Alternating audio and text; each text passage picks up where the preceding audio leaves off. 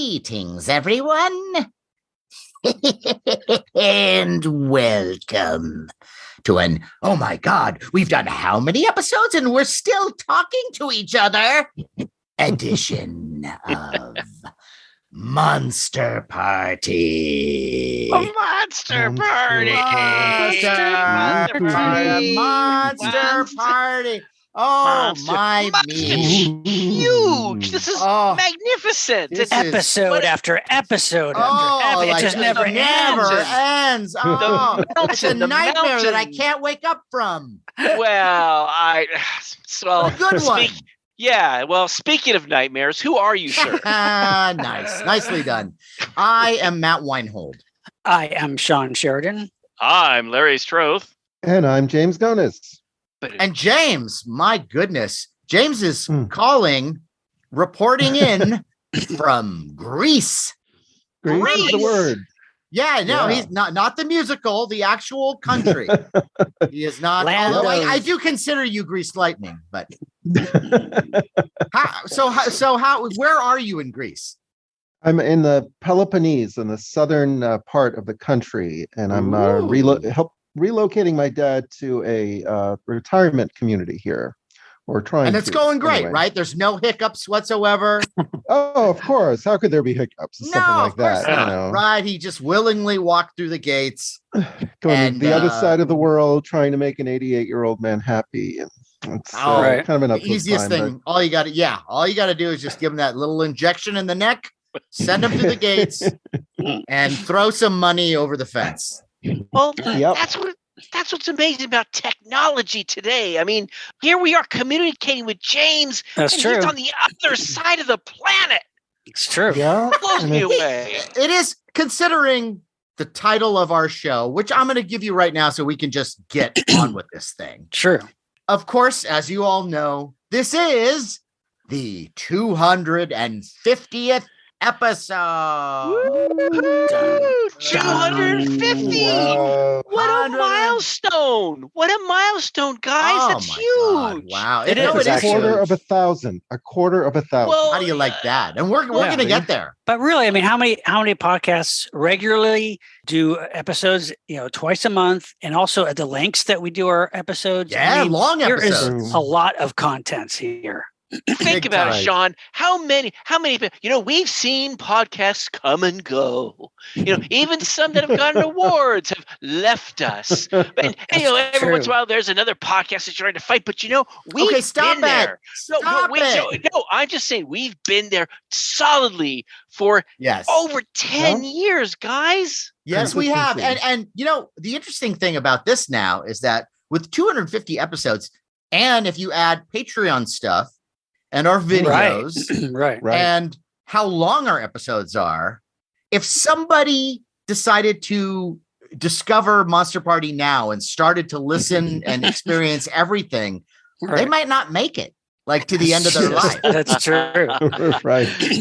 Back when we did our 100th episode, I put together a list of how many hours and stuff. And this I didn't get around to because I was saving it for the 300th episode. But it's Matt, but the funny thing is, you're right, Matt. If you had never heard of us before and just started, you have weeks and weeks, months of content that you could just listen to nonstop, and then you'd be able to really get to know us and and you'd have to work in your life, your actual right. But Matt, do you remember we had our wonderful friend Taylor White on? This is back before our episode 50.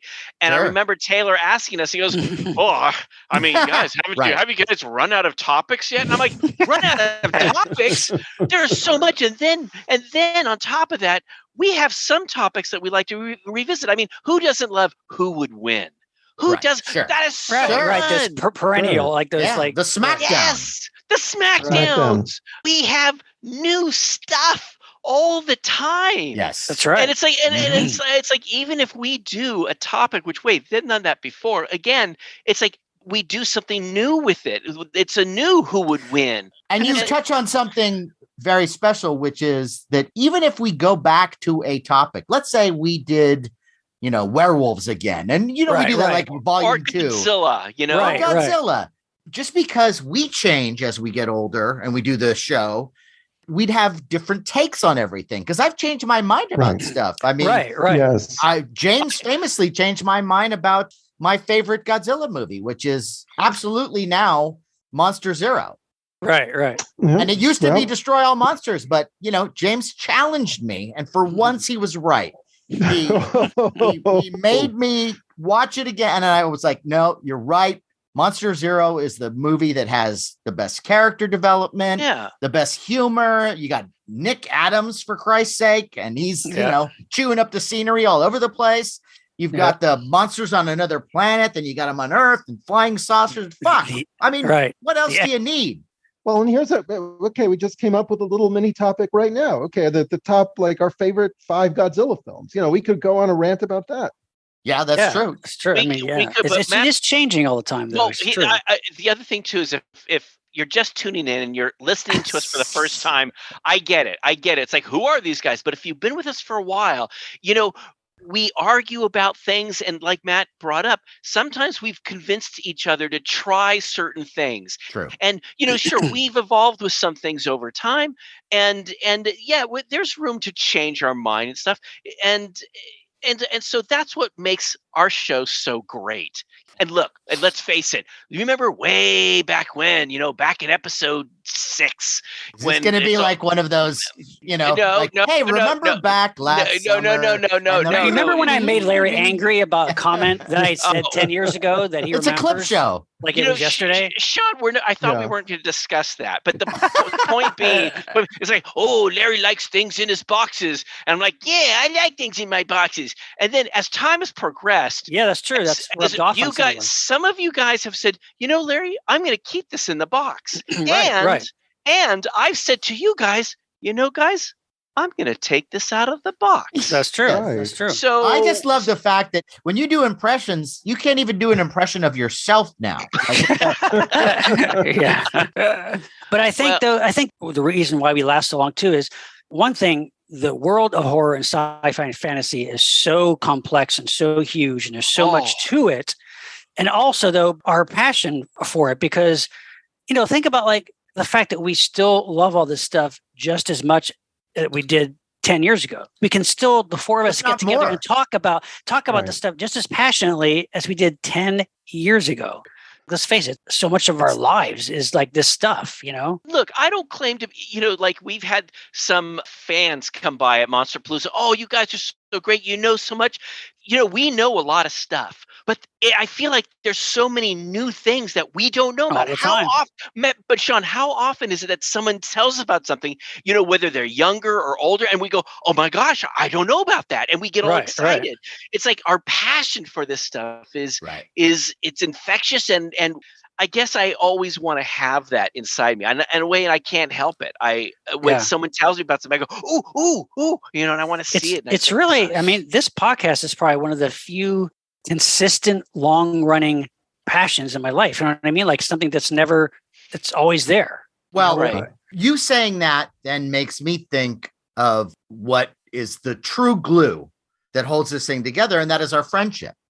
And what I think is wonderful about the fact that we've got this far is that we're still friends. A lot of bands around this time hate each other. The Ramones at the end wouldn't even talk to each other. Now, I don't know how great of friends they were to start with, but I feel like I'm closer to all of you since we've done this. Yeah, for sure. And I don't see any of that changing. And that's another thing too, is that to have friends that are consistent and reliable and true blue. Some people don't have one of them. True. The fact that we're the 4 compadres who we're the Fangastic 4. Yes, we are. Wow. Well, it's also we're the Beatles. Speaking for myself, this has been a consistent for me outlet. It's like bowling night. It's like the one thing I can look forward poker to. night. Yeah. And I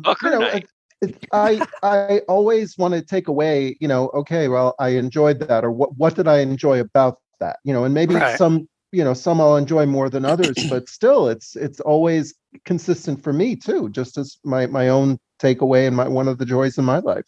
Yeah, and James, wouldn't you say that you have come out of your shell more since we've been doing this show? Not that you're like a shy wallflower. When I met you, you were very outgoing. But I mean, like when it comes to just doing the show, I feel like we've learned things about you. You've opened up more than I ever thought was even possible. And now I want those things to go back. Yeah. Shut the fuck up, James. No, I if you look at the very first like YouTube episodes and maybe listen to some of the first podcasts, I should. Where's James? It's like traditionally, I don't want to speak just to listen to the sound of my own voice. I really just want to speak if I have something to say. And we have a lot of energy, and especially when we have guests, sometimes it's like, okay, I wait for a moment to jump in, and I don't always get the opportunity, but that's okay.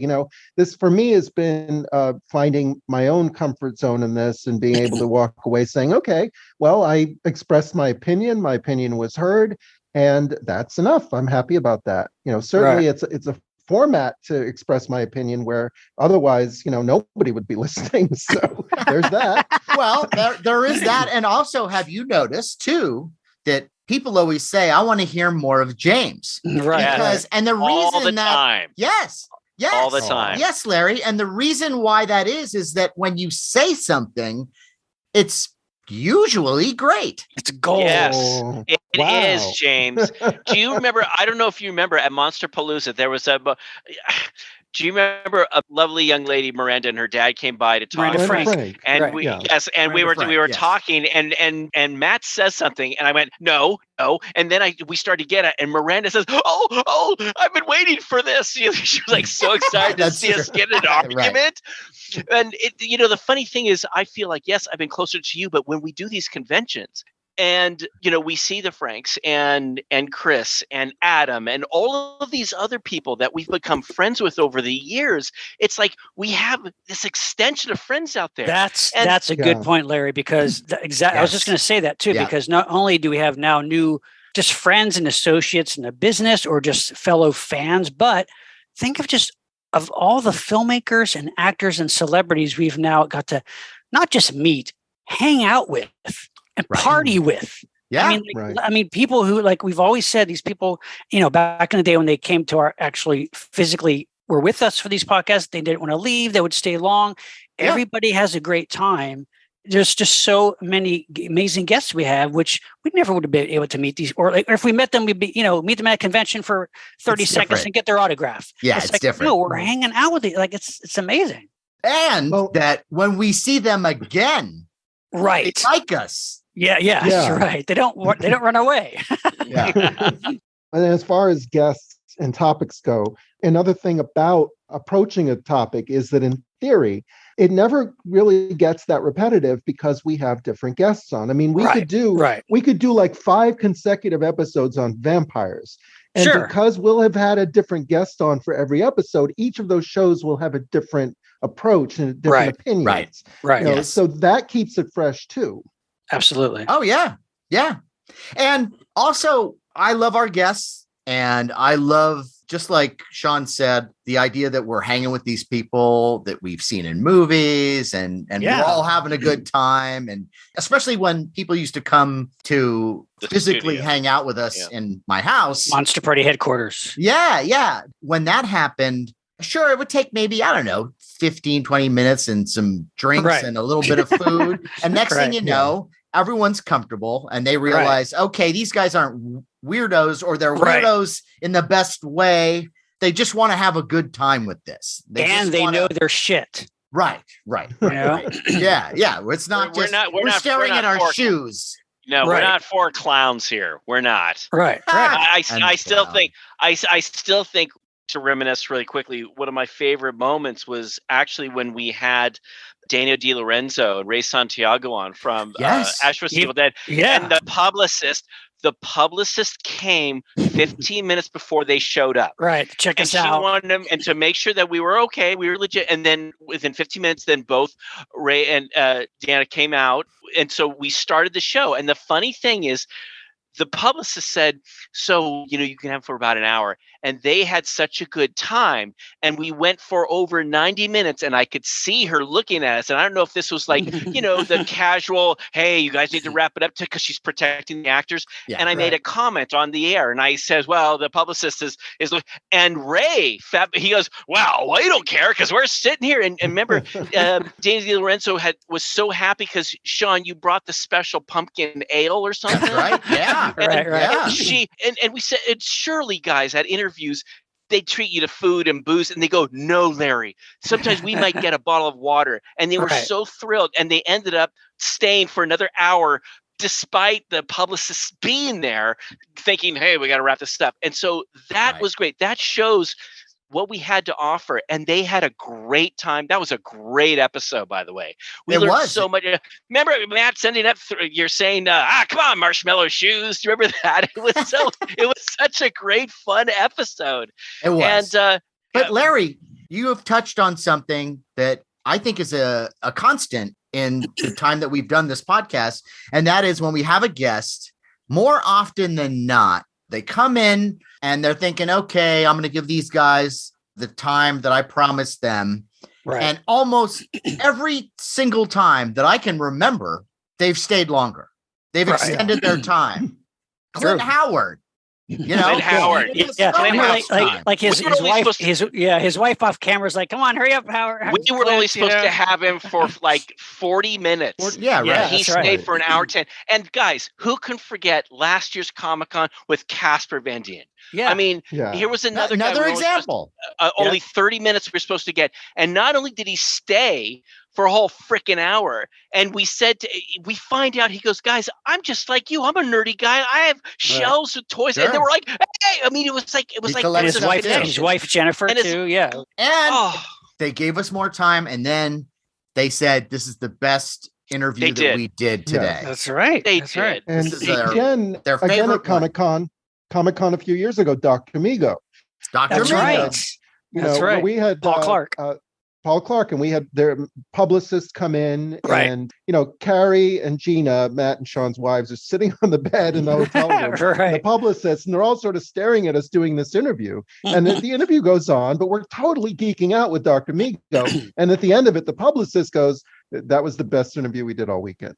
Oh my God. We're not just doing press junkets. We're invested in this shit. Right. Yeah. Right. Exactly. And listeners, I swear to you, we are not making this up. I swear to you, people actually said this stuff. Right. And we've told the story a million times about Jeffrey Combs, who we just love. Oh, yes. I mean, everything about that guy. And he came and just like anyone else, he was, what is this going to be like? And he stays forever because he's having a good time. We're feeding him sushi. We're having drinks. 3 hours, Matt. And I say that. Look, we could have stayed another 3 hours, but it was so funny because he was concerned, and he said, "Look, I don't really like to do," because I had to pick him up at his house. That's right. That's right. And he said, guys, Larry, I don't like to really talk about myself. And I said, look, Jeffrey, no pressure. We're fans. We want to talk about stuff. I'd love to find out how you got into it and how you got started. And let's just see how it goes. We've got some food. We got some drinks. And when he met you guys and we had the food, we had the drinks, he had such a wonderful time. Yeah. Matt, he was doing the Shatner impersonations at the end. Remember? We were doing. I wish I had that on tape. Dueling Shatners. Yeah, for listeners, we're trying to be respectful. He was there for a long time, and I didn't want to take it. We didn't want to take advantage. Right. And so we ended the show at a good time. It's like well over 2 hours. But then when we ended, he kept talking to us, and that's we were having fun. We were having a little party. The dueling Shatners came out between Matt and Jeffrey Combs. And listeners, I wish we had recorded this because it was wonderful. And just to let you know, on the drive back home, when I took him back, he kept going on about what a wonderful time. That was so fun. Great. And it was a little He's a drive. He really is. No. He really was. But then the other thing that made me really happy was, so at the time, Matt, I think that you had been writing for a TV series, Stand Against Evil. Stand Against Evil, yeah. And I think you brought up hey guys, why don't you look at Jeffrey Combs? Didn't he get a spot on that show? Dana Gould, who created the show, is also a big fan of Jeffrey Combs. And we were at a writer's meeting and it just came up, that we had him on the show and he'd be great for this show. And we were writing an episode together and all of a sudden we just looked at each other and went, this is Jeffrey Combs, right? and sure enough, but and that's wonderful. And that's one of those things where he's such a talented guy. And to have that sort of connection with someone where, a month later, he's on a show that you're working on is magic, is beautiful. Wow. Yeah. And when I was trying to get him to come on the show, he was so nice. And I got his number from my agent and they checked it out with him to make sure everything was fine. So I called him, and the first time I called him, I got him kind of at a bad time, but he was never rude or anything like that. It was just like, hey, this is kind of a bad time. He was always just lovely every time I was in contact with him, but it was one of those things where it was a little bit of a chore to nail him down and get him at a place where he could talk. And he said the same thing to me, Larry. He said, I don't like to do just like the standard interview. And I said, that is not what this show is about. No. I said, if you want to talk about yourself, that's great. We love that. Right. But you can also never do anything about your career. You could talk about your favorite movies. Right. You could make us laugh with something. You could tell us a crazy story. I mean, we just want you there. We want to have a party with you. It's the monster party. Right. You threw a party and you're the guest of honor. Although I think a lot of celebrities are probably a little bit jaded by doing press interviews where, again, the interviewers they might be asking the same questions. They might not have actually seen a lot of these movies. Yeah. They might not have been as invested. And we have seen these movies. We're interested in them. We're passionate about them. Many times. And, Yeah. So the last Halloween film had come out. Okay. And I remember I had tried really hard to try to get Jamie Lee Curtis on our show. Look, we may still get her one day. But I remember I had this really nice thing that I sent, and I said, we really know our stuff.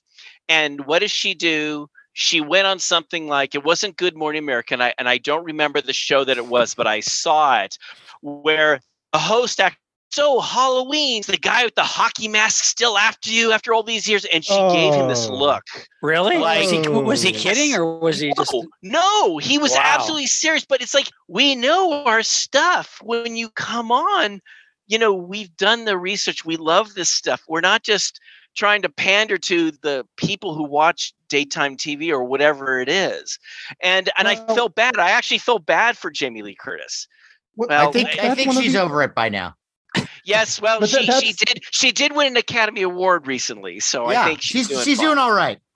That's one of the other things that we haven't really talked that much about, but we have approached, celebrities. We've approached actors, directors, craft people, and a lot of times, a lot of people have podcasts and they probably get invites all the time, and they don't always say yes. They don't always follow up, and that's a reality of what we do. But I have the conviction that if they did say yes, and if they did come on the show, they would love it and they would remember it and they'd be glad that they did it. And it's great to have that conviction when you invite someone on the show.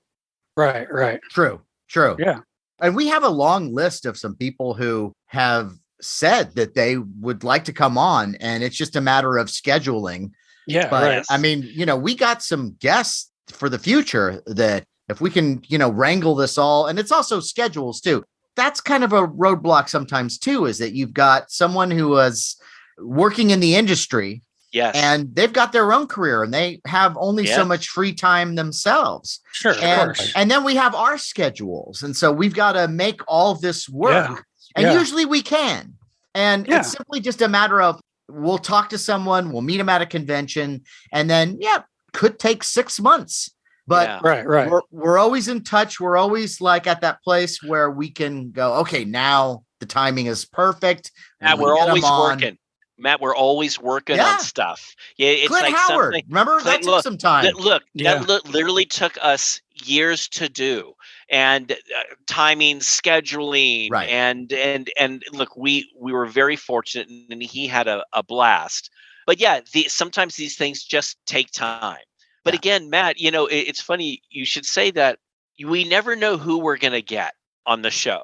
but I would say that just about every guest that we've brought onto the show has brought so much. There have been people who, okay, not a celebrity, but someone who just brings like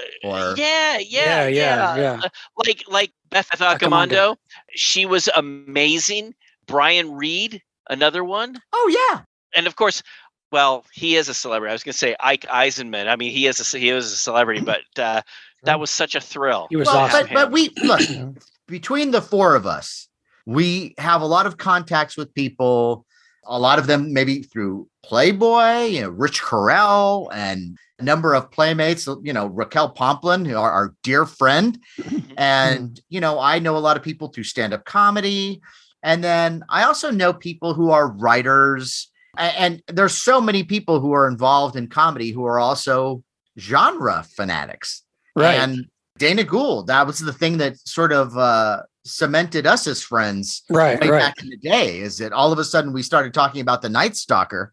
That was Planet of the Apes. Yeah, right. Planet of the Apes. And I have to say, guys, not too long before we started the show, he gave me a call and said he had an extra ticket to see the new Indiana Jones movie. And I said that I was doing the show with you guys and I couldn't go. No. How do you like that? How do you like that? That's dedication. Commitment. Well, which Indiana Jones one? The new one. The new one. The new one. Crystal Skull, that would have been, right? What?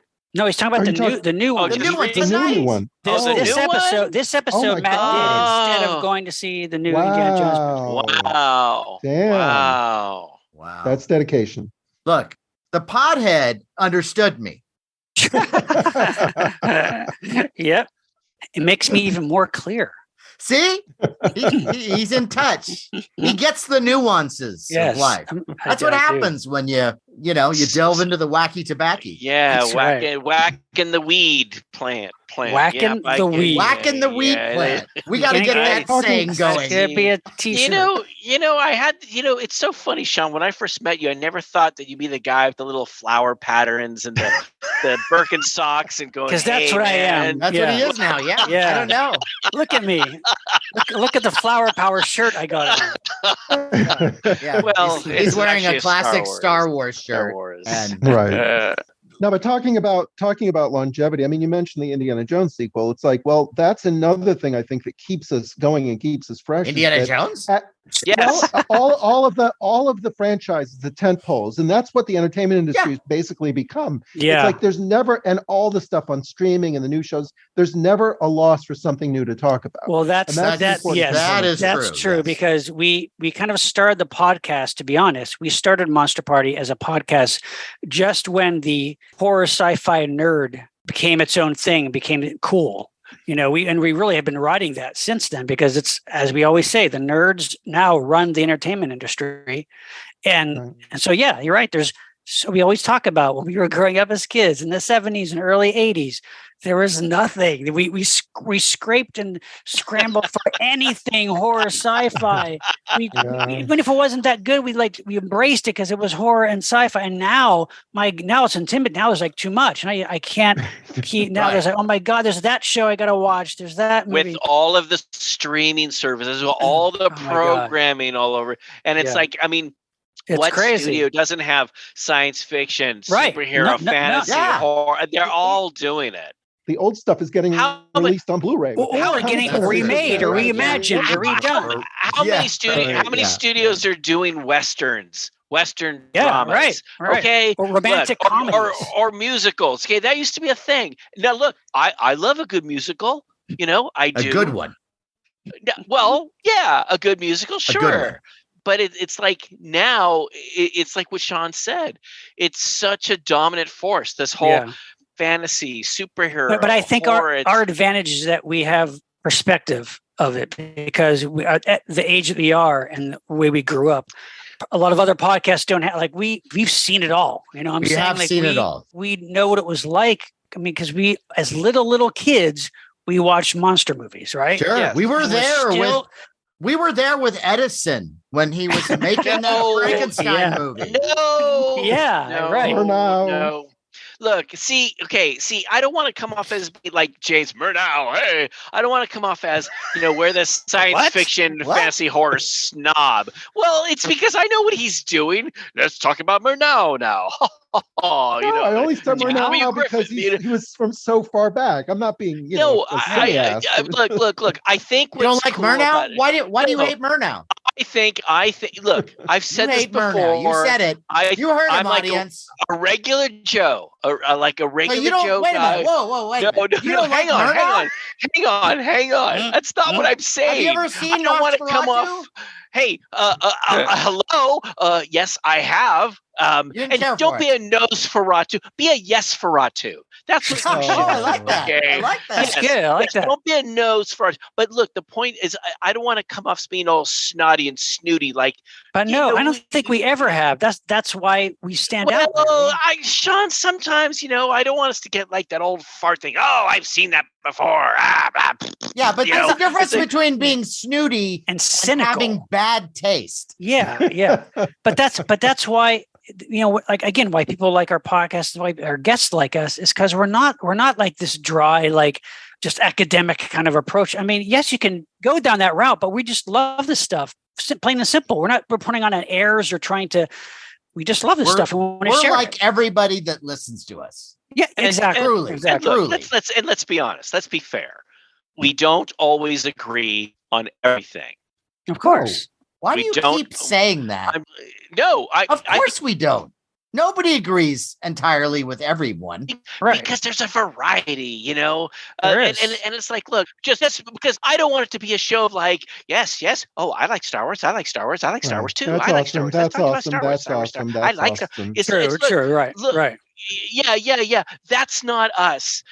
We can also, and we have, Sean, it's like sometimes we say, gee, I have a love-hate relationship with that for Black Hole. We talked about Black Hole, how there's some stuff that I remember, Sean, we talked about this, how I'm dying for anything space. And so you go see this movie and I love that opening, and I love that. But then there's some things that were so goofy about it. The music, the point that I'm trying to make, Matt, is we can say, oh, I have a love-hate relationship with this film. I like this. I didn't like that. And like Phantom Menace. It's so funny how many people I've encountered recently who, they weren't born when we were seeing the first three films. Right. So they came around, let's say born in the 90s, and that was the first one that they saw in a theater. Right. And it's like, oh, it was magical to them. And it's like, it's hard. I'm trying to understand it. It's like, when I saw this, I already had the wonderful Star Wars stuff in my head. Okay, Ewoks, that's an issue. But it's like, and it's like from the very beginning, I'm like, what? It's about but wait a minute. Hold on now. I thought you were a regular Joe. I thought you went to the movies to have a big experience. Yeah, wouldn't Phantom Menace, and the hot dogs. And hey, it's Jar Jar. Come on, have a good time. What are you, a big snooty stick in the mud? I'm not an idiot. I think most people. Oh, you're not an idiot. That, yes, most regular Joes saw, and I can defend myself. Now you're speaking for all regular Joes. Yes. That when most regular Joes saw Jar Jar Binks, they thought that was the stupidest, idiotic thing they'd ever seen. And my defense is how many Jar Jar Binks toys were left on shelves and thrown into landfill? Larry, can I ask? I don't know if this, maybe you know this, but like, how everything comes around and everything kind of has a new perspective. Has Jar Jar Binks merchandise or toys suddenly become kind of like collectible and like people want it now? Yes. I would think that might be happening now, right? I don't know. Look, it's not. Yeah. The truth of the matter is, when I've talked to people, you think about it. If you were born in 95, when that film came out, you were 5 years old. Okay. Right. So now you're nearing 30. Okay, so it has a special nostalgia, heart. Right? It does, and I'm wondering, guys, remember how you and I we love the green slime. I think the green slime is so fun. Yeah, I'm wondering if Jar Jar Binks, as stupid as it was, is that their green slime? They're like, well, it meant something to me when I was little, and it's like. Sean, I don't know about you, but I can't watch it. It's like Eric and I. We tried it like a while back. Gina and I, my wife, we tried watching Phantom Menace again, we couldn't get through it. I don't know, but we've talked about before how other movies like Gremlins and Goonies are two other films that are genuinely but they are genuinely magical movies for a whole generation. And they really are. And look at for a while back there's a merchandise explosion of those two movies. There still is. So, but older people too. I mean, Slayton loves Gremlins. Really? Yeah. Oh yeah. There are those tentpole movies that got you at a certain time. Right. And maybe they stuck out because they looked a little different than anything else. And so I get it. I understand. Even Jar Jar, I will say this. When I went to Disneyland, and you know how when you go on Star Tours, the experience changes, like they'll switch it around. It'll be a different environment. One time it'll be the Wookiee planet. And there's one where they do the Jar Jar world. Really? Yeah. And that one is awesome. Really? Really? It's underwater. It was right? one of my favorite underwater. Right. And that's one of my favorites. And I'm not saying it would have saved Jar Jar's character because we know the problems with Jar Jar's character. Yes. But what about a little kid then who hasn't seen Phantom Menace yet? That you go on that ride with the Jar Jar Binks world, and then they see the movie, and there would be part like Jar Jar Binks is the best. Like it's the kind of perspective and nostalgia and your age.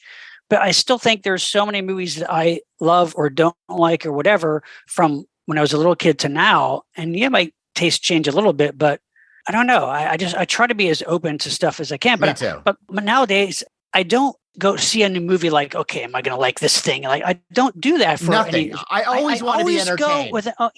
But I can't help it if there's something I just don't like it for whatever reason. Like it doesn't work for me. I generally sometimes think there's a movie or TV show that just is not good. But if other people like it, that's fine. I tell you, I mean, we don't have to get into it now, but I finally saw the Avatar film. And, Sean! I have my opinion on it, but I don't want to. I'd rather talk about after we've all seen it, though. Oh, don't you think? Don't you think? Or no, that's fair, Sean. That's fair. Yeah. Two Monster Party people have seen it. You guys have got to see it. Come on, James has seen it too. Oh, I've not seen it, so I guess it's up to me. Yeah. Well, yeah. If you want to hold us up, Matt, sure, go ahead. But maybe you should try to see it. It might take a while, Matt. Let me just say this: it took 4 separate sessions for us to get through it. You know why? Because he was on the weed. No, plan. it wasn't. I was completely. It was nothing but 100% clarity, and I sat with an open mind. I see what this is like, and I'm not going to tell you about it until Matt's seen it. Yeah. Since I'm Mr. Cocaine. I would cocaine, and then it would go by a lot faster. Right. Matt, I'm going to come over and we're going to watch it together. That's what we're going to do. No, we're not. Come on, it'll be fun. It'll be fun. We'll bring it to dogs and come on. On this. Sorry, go ahead. No, James. Oh, no, James. No. The people want to hear James. Yes, they do. On this topic, I'm reminded that there are instances such as, Phantom Menace. And I'm also reminded of, God, what was the that Alien prequel that we were also Prometheus? About? Oh, Prometheus. Prometheus. You can't even remember the name. That's when we talked to Ben and Nadia Robertson about that. Right. And let's face it, we've seen a lot of great shit, and we have reasons to filter out the stuff that isn't necessarily all that good or interesting for our own basis of opinion. Right. But sure. For me, it's easy to be cynical now. It's like, is this worth my time? Right, exactly. A lot of shit is just not. No. And then it's interesting to me to delineate the reasons why it's not and how could it have been better? Should it have been better? Right. Right. But here's my question, James. You don't like every Stephen King movie, right? Right. We've had you watch a couple Star Trek episodes and you still don't like it. And I brought this up a little bit at Monsterpalooza, and there's some audio that we'll share maybe on Patreon. Maybe I'll put it at the end of this. I don't know what I'm going to do yet. Oh, I think you should. Okay. I should. But my theory is you don't really like science fiction. You said that before. I don't think you like what if stories. I think that somehow it freaks you out, or because like the type of science fiction you like So it's like, of course, Star Wars, right? Of course, any movie that has a giant lizard or ferret or whatever the fuck, right? He loves giant ferret movies. Giant ferret movies.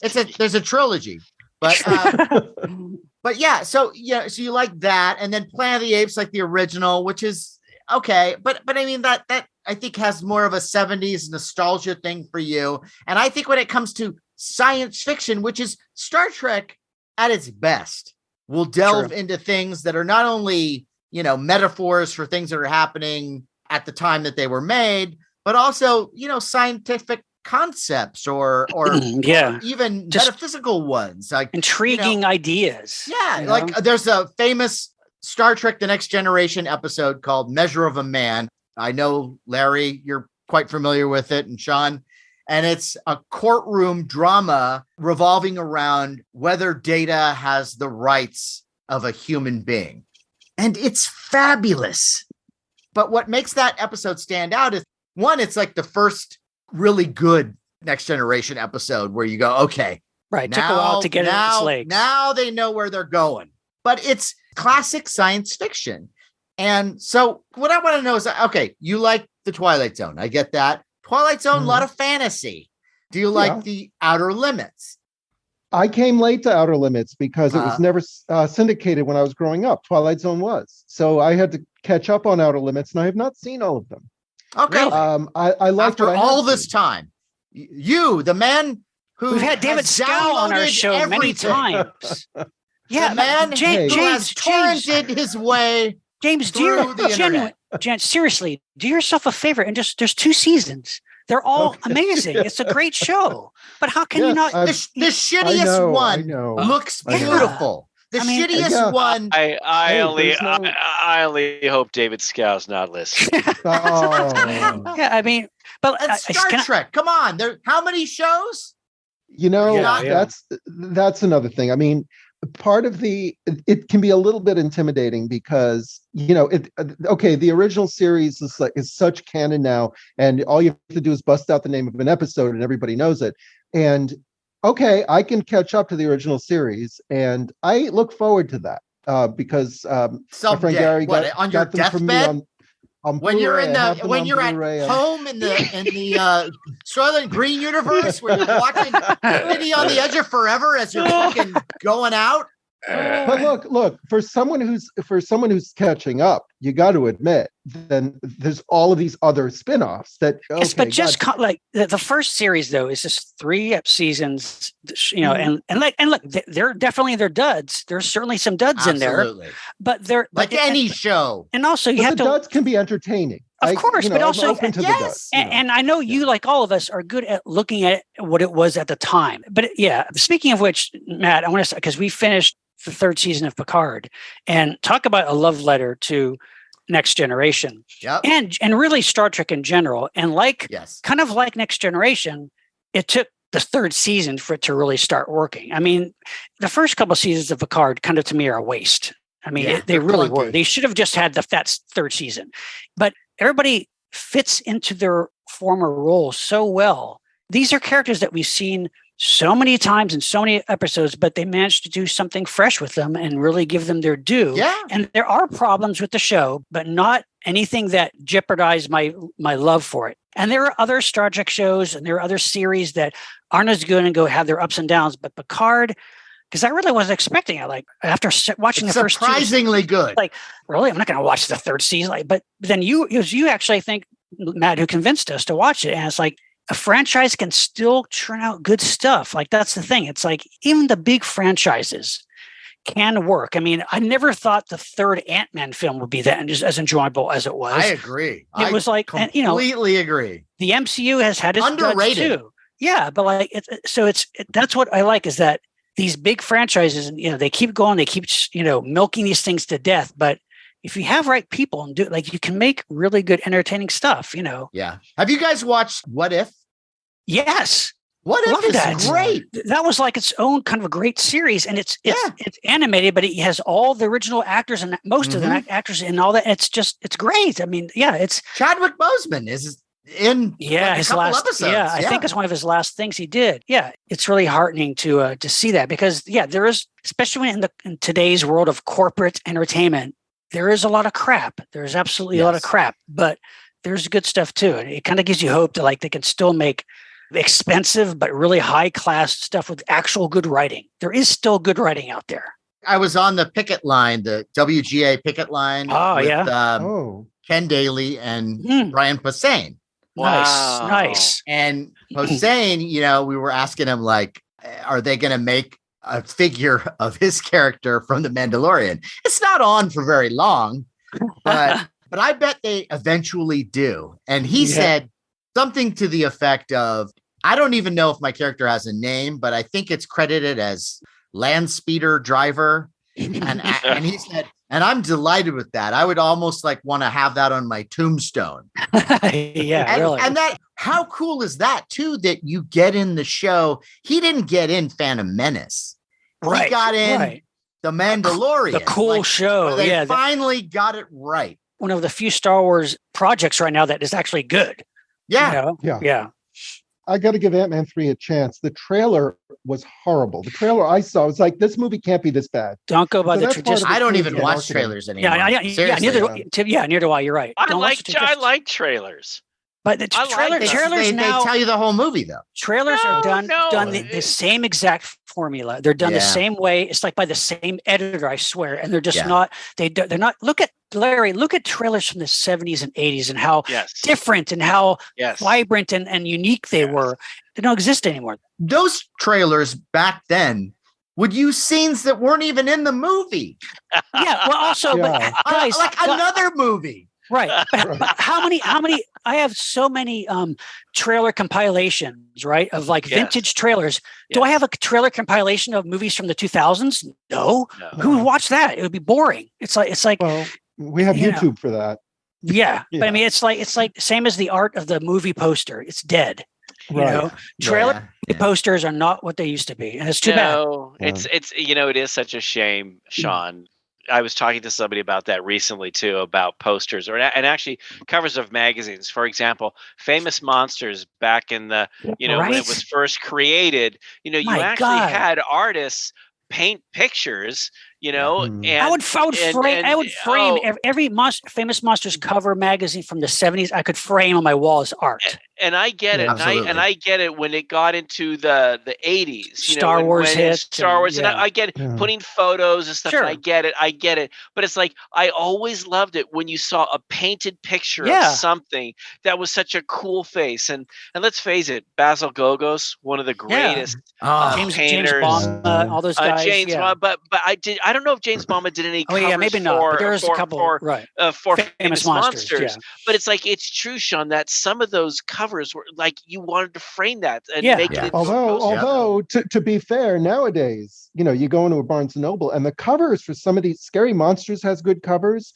True. The Dark Side has beautiful covers. Yeah, they're keeping it alive. They're keeping it alive. These are people who love that sort of thing. Yeah. And if you guys recall, when David Weiner was editing, the editor of Famous Monsters, and I said I was irritated that the subscribers got one cover and then there was another cover at the Barnes and Noble, and I had to go and buy two. And he goes, well, and then Matt goes, Larry's got you. You're buying two just so you can have the whole collection. Well, the issue that we were in, I think had 3 covers. Yeah, I think you're right. Right. Now the Fari cover, the Godzilla versus Kong cover. I think there was another, wasn't there? Maybe. Wow. I don't know. I have to research this again. If you're just tuning in, call in.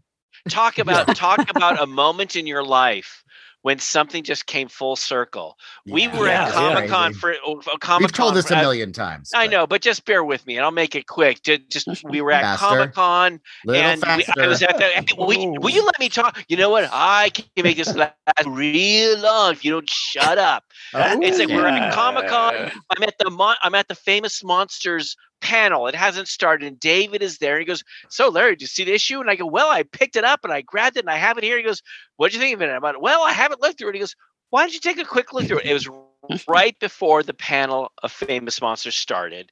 And, he had said, take a look. I did a quick look. there we were, the four of us, the Monster Party thing, with David's little blurb about this, check out this Monster Party podcast.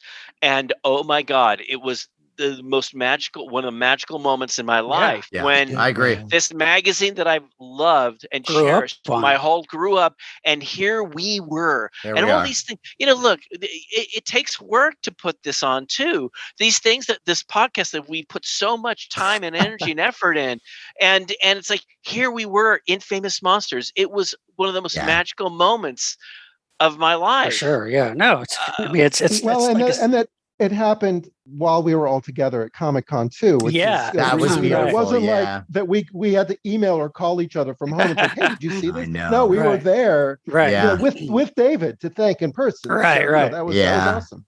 Oh, that's cool. And I remember when we met him too. We met him at the Don Post convention. Yeah. That's right. DonCon, right. Yeah. And he approached us and said, hey, I listened to your podcast. And and then we find out that he's the editor of Famous Monsters. Right. But it wasn't that. It was that he started talking to us, and then we realized, hey, this guy's great. He's cool. Sure. He can hang. He's one of us. Right. For sure. Right. And so when things happen like that, where through his kindness, he managed to get us in the magazine too. It's just like, these are people I'm going to remember at the end of my life. Seriously. That's the thing too, like our love and passion for this stuff. That's why we all gravitate to these other people, these fans, you know what I mean? Like we become friends through this stuff, just like all of us have. And just the fact that like you say, like 250 episodes and we can still talk about this stuff with interest and passion and excitement. It's because that's what we do. And if you think about it in terms of like someone who's a sports fan, fans never stop talking about that shit. They go on and on and on. And in my opinion, about less interesting things. Like, oh, did you see the way the guy hit the ball that went over the thing and it went on oh my God. He did it so much better than the other guy that hit the ball that went over the thing. And like, my God. Now in fairness to sports fans, that can be very exciting, But that's the thing is like there's a passion for and that's everything. Fine. Right. And that's fine. Whatever you like. I'm not shitting on what somebody else likes. I mean, different strokes, as they say. Yeah. But for the longest time growing up, I got shit for being the sci-fi horror fan. Right. And nobody got shit for being a sports fan. That's true. Right. You know what? I'd be in a cab. I'd be on the road somewhere. And somebody in the cab would go, hey, did you see the game? And and I would say, no, I'm not really a sports fan. And it was almost like I said, you know what? Your mother's a whore. Like Matt, you should have just said, did you see that ludicrous display last night? Oh, right. IT Crowd. Brilliant. IT Crowd reference. If you don't get it, watch IT Crowd. I wish I had something like that, but it annoyed me because I felt like, how dare you assume? Right. It's like me driving the cab going, what about that fucking Phantom Menace, huh? And I have no opinion about it. Oh, whatever. Hey, don't you love Gigan? He's great. He's one of the best kaiju, don't you think? Like, don't you feel like there hasn't been the definitive Gigan movie yet? Yeah. He's such a great kaiju, but he hasn't really had the right movie. Where's the guy? I want to say something that just brought up Gigan because it makes me think of something.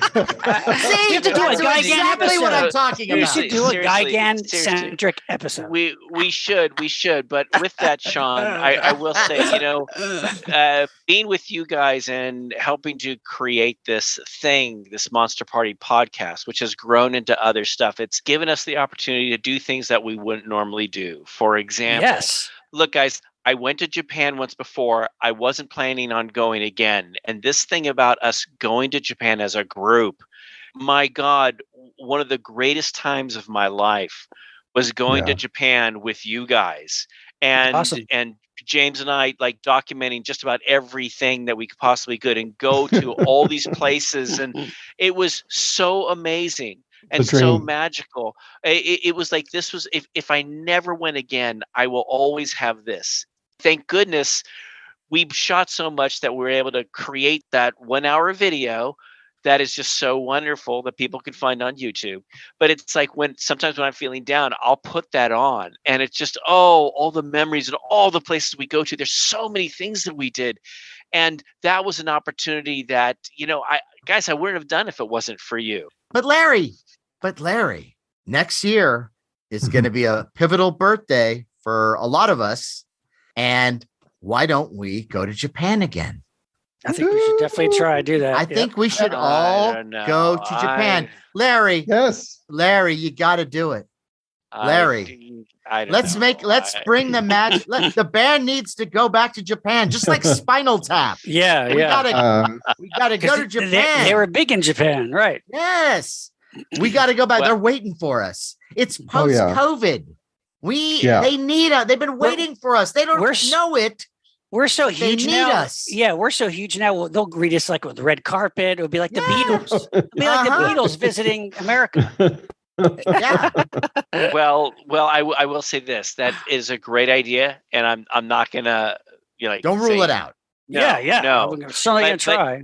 But I will say, getting back to things that gave us the opportunity, because of what we've done and we created on this podcast, we got the opportunity to do these Blu-ray commentaries, something that I've always admired other people doing. I always wanted, I tell you guys, that first one that we did, I always wanted to do those too. That was one thing, that was a goal. I thought that should be a next step, because we know these movies. That's one thing about, and we've talked about this before, with all the streaming and the digital, these companies that release these loving, releases of these old movies, these vintage films, really giving care to these things on physical media. Yeah. Remastered. And speaking of streaming, a lot of times at night when I'm in bed, I just want to have something on that's just a kind of fluff kind of thing to have to fall asleep to. I was starting to watch the old Super Friends cartoon. Okay. The original Super Friends, there was on HBO Max, right? Because they're the hub for all the DC stuff. Aren't they Max now? Yes. Let me, that's the thing. So that Super Friends was on for 10 or 11 seasons. It was on forever. And if you remember, it started out, it was stupid because it was Wendy and Marvin and Wonder Dog. And it was all about, let's help these misguided people who it was no villains, no fighting, nothing. And then they got Zan and Jaina, which are just the stupid Wonder Twins. Those are kind of dumb too. Don't call them stupid. But then as it went on, then Star Wars came out. And you knew that because if you watched the later seasons of Super Friends, some of them were in outer space every episode and funny aliens. And then with more DC characters. Yes. And then finally, they introduced the Legion of Doom. It was now finally it was what you wanted. It was the super villains actually fighting the Super Friends, trying to destroy the world, right? And so that was maybe season 4. And now the HBO Max changed to Max. Super Friends gone from the slate. You can't find right now you can't find Super Friends anywhere on any streaming platform. Wow. I'll tell you where you can find it, at my house. Exactly. So that's I've got them on. I was going through my 16 millimeter films and I found an hour-long episode of the Super Friends. But to see, that's what I'm saying about streaming. That's the advantage of physical media. So now that I don't have my Super Friends fix, what do? I get out my physical media DVDs of Herculoids, Birdman and the Galaxy Trio, Johnny Quest, all that stuff that I can watch anytime to the day I die, and it won't go away. Which that's the thing about streaming. Yes, the convenience is great, but you don't know when stuff is going to disappear. Although archive.org, I'm telling you, maybe I should look there. Maybe they have Super Friends. They do. It's fun. It's funny, Sean. You brought up a really interesting thing. I'll just make a quick comment on.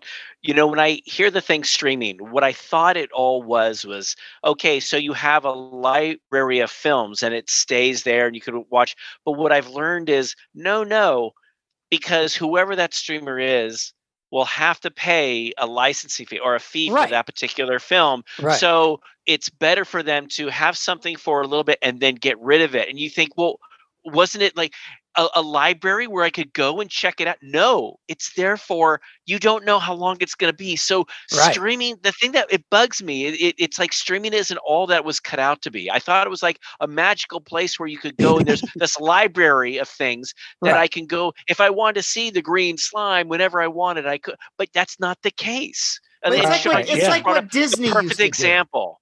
It's like every Disney 7 used years. to do. Every 7 years, it would have it would release. Yes, right, yeah, to keep it fresh in your mind, or whatever. Yeah, don't control when and where I want to watch something. I want to watch. That's for me. If I want to watch Space Ghost, oh yeah, that funny show. No, the original fucking Space Ghost from the '60s, which is a great cartoon. Right. It's like so that's the thing. That streaming is great for certain things. For new shows that come out, it's fine. But I'm telling you, physical media is still my thing. How about this though? How about this? And this is the thing that I don't understand is that so Amazon Prime. You can buy a movie, like you'll go on there and it'll say you can rent it, or you can buy it. And buy it means that it's there and I can watch it and I own it, kind of, right? Unless Amazon Prime goes out of business, right? Or or merges with another company or something. I don't, I don't own something unless it's somehow in my hand. In your house, right? In my house. Yeah, in my house. Like, even if it's downloading something, I download it onto, I don't have anything in the cloud. I don't want anything. Right. Right. You know what happens in the cloud? It's not the same. Yeah. Plane crashes. That's what happens in the cloud. Right. Yeah, what if a plane crashes into the cloud? And they take out Space Ghost. No. Right, no. I want it on the ground, in my hand. So I can plug it in. Everything that I have, I look at my life as, okay, when everything turns to shit and I'm in my bunker, how much can I enjoy with just a generator and my DVD? Right. Exactly. Right. I could wait out the entire Holocaust by just watching all my Blu-rays and DVDs if I had to. Listening to Monster Party from the beginning. Your glasses would break. Your glasses would break. You're like, no, it's not fair. Right. But no, Sean, it's not fair. Sean, you could watch those and at least the 6 films that we've done the commentaries for. That's right. That's right. And that's getting back to what you were saying about the Blu-rays, the commentaries that we done. That was something that I had always wanted to do. Never thought we'd get that opportunity. We did one, and we get a second one and a third one. And we've done 6 now. And who knows how many more we're going to do. But I'm thrilled that we did at least these 6. And that was an opportunity that we were given that I wouldn't have had if it wasn't for our podcast. I mean, think about it. We just do this because we just started this because it was something fun to do. I mean, it wasn't like, okay, guys, we're going to start this new business and we're going to do no, we just do it because we love doing it and talking about stuff. And it's given us all this opportunities. Yeah. Although I wish, and I have to apologize to our listeners because I wish that I would have thought of the idea when we were all hanging out at Comic-Con that I would have at some point brought up the idea of maybe doing this as a show, but it took a long time for the podcast world to develop. Yes. And then when it comes to the technical stuff, I was a little intimidated at first. And so the idea of even doing this as this type of show, I mean, I think we got in at the right time. And that's kudos to you, Matt, because you were the one who initially push the idea upon podcasts. I don't know. And I was like, I don't know. Can I be like, I just did. It's a world I really didn't know anything about. And you were much more familiar with it because of a lot of comics were doing podcasts. Right. Yes. And you're right. It was the right time though, to get into it. You're right. I started making fun of Matt. Podcast. No, who listen? No, I remember being all irritated. Let's put out a fanzine. No, it was because James and I, we're visual people, and I like to cut and have it edited, move fast. I'm like, this radio. What? I remember maybe I was kind of dragging my feet, and I'm sorry, Matt. You were, but you were right. Right? You were right. Yes. It took 250 episodes for Larry to 250 episodes. I'm finally right. You were right because I have enjoyed doing these very much so. It's kind of the perfect platform for us, this kind of thing, Although, here we go. Look, and let me explain something to listeners too. I know that there's some podcasts out there that shoot video. And look, guys, if it's a Zoom thing, I'm telling you, it's not that dynamic, okay? What counts is the content. And we want to make sure that everyone sounds great and we don't have but look how we've expanded. Here's another thing I want to congratulate all of us on. This last Monsterpalooza that just happened. I thought we really did a great job with our little videos going out. All of us kind of talking with people on the floor. Mm-hmm. James put together, like we all kind of went out in different separately and kind of, interview people and hung out with people, and James put it all together. But watching it was like all these little videos, which our listeners or Patreon fans will be able to see when we post. But like I could see that on TV. I mean, those are like great little featurettes, of us just like talking with these craftsmen and people who had the booths there. And it was great. It's potty painting too. Yeah, and potty painting. Yeah. I mean, it's just that's cool. I really like that's something I want to do more of too. Is that on the floor, kind of just interviewing people and just having that excitement visually, I think is really cool. Well, I think speaking to that, I think we always have the opportunity as we go on and we continue to do these things consistently, we have the opportunity to see how things could be improved on. It's like, okay, well, let's do more of this next time. And then things just get better and better. With the commentaries and everything. Yeah, this is one of the best Monsterpaloozas I thought that we had, because it was just overall, it was great. True. It's true, because while we were there, we were invited to go to another convention, which that's right. More to come, listeners. So again, I'm really excited. I'm so happy with what we've done. We've built this wonderful thing, and not only did we've traveled, we've done these commentaries. And because of the company I was working for, there are these little cartoons. That's right. And it's like we're invited to these other conventions. And it's like, who knows where we'll be going. Matt, you said at the beginning, how much longer? Matt, I don't know, but as long as we're having fun, buddy. Exactly. I agree. I could see it going another 10 years easily. Absolutely. Oh, yeah. Okay, wait a minute. Not easily, but yeah. But What's that new Godzilla? Oh God, no! I'm a regular.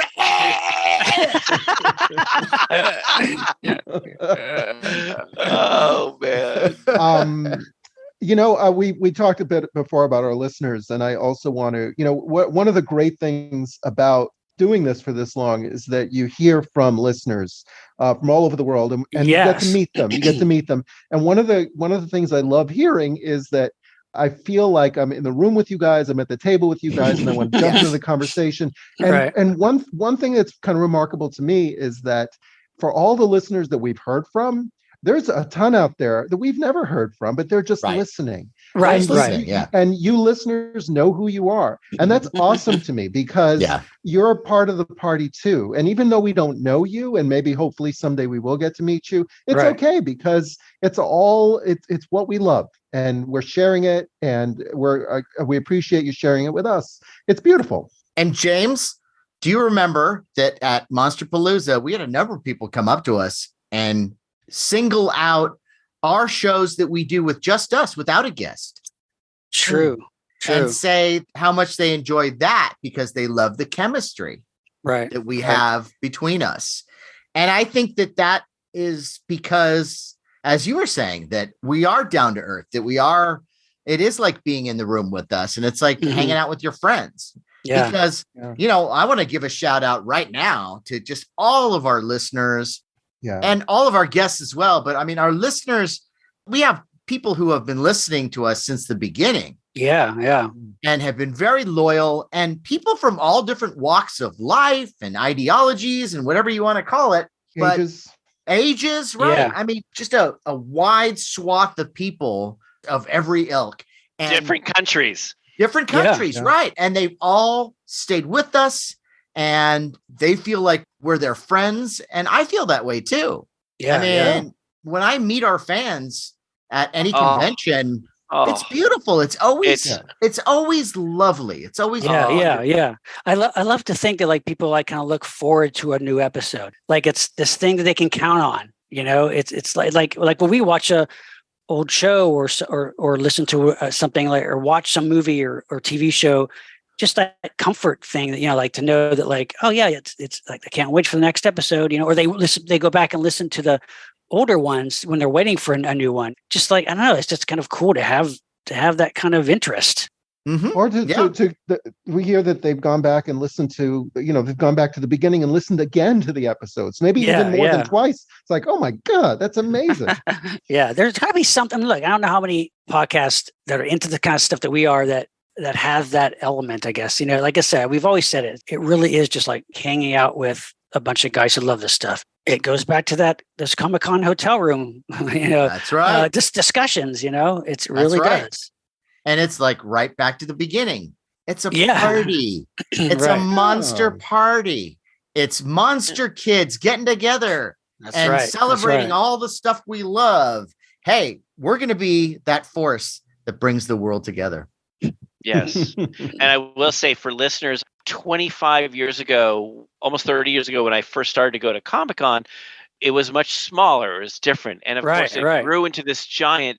And, you would hear, I remember hearing, 15 years ago about, oh my gosh, there's just no way I can get in. And slowly but surely you have these other cons popping up all over the country. Yeah. Sure, a smaller con here, but maybe there's an anime con, or there's like G-Fest or some other con where people come together to celebrate the things that we love: science fiction, fantasy, horror, comic books, superheroes, whatever that is.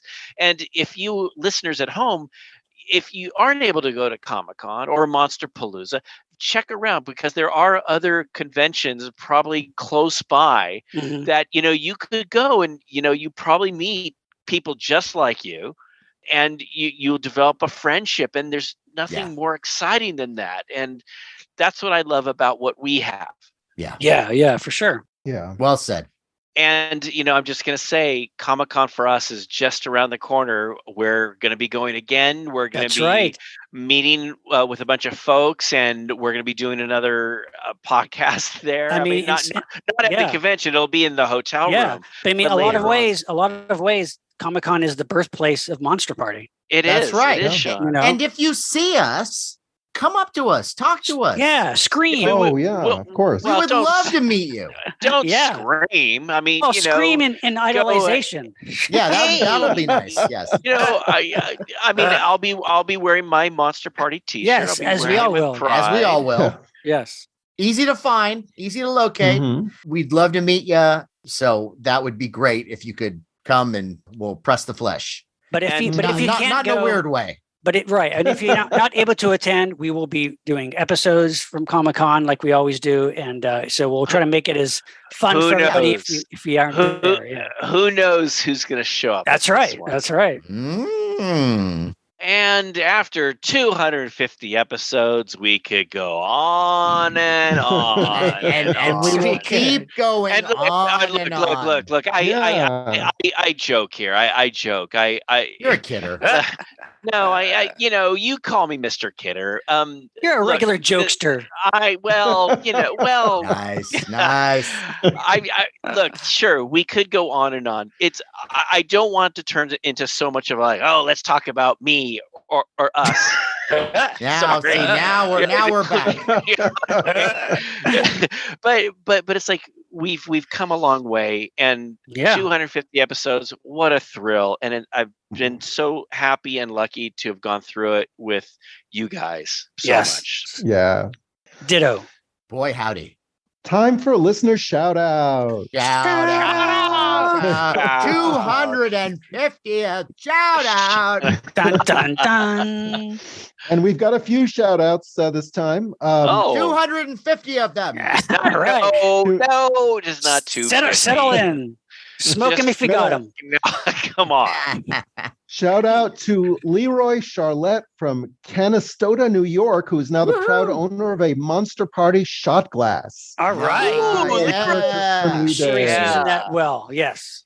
Yeah. Drink up, my friend. Responsibly. Purchased from our eBay store. And if I can read a couple of new reviews. Nice. Ooh. We haven't had reviews in a while. Yeah. Go, man. This comes from the Braver Little Toaster. I love that film. Who writes, "They shove their creature into your black lagoon." What? How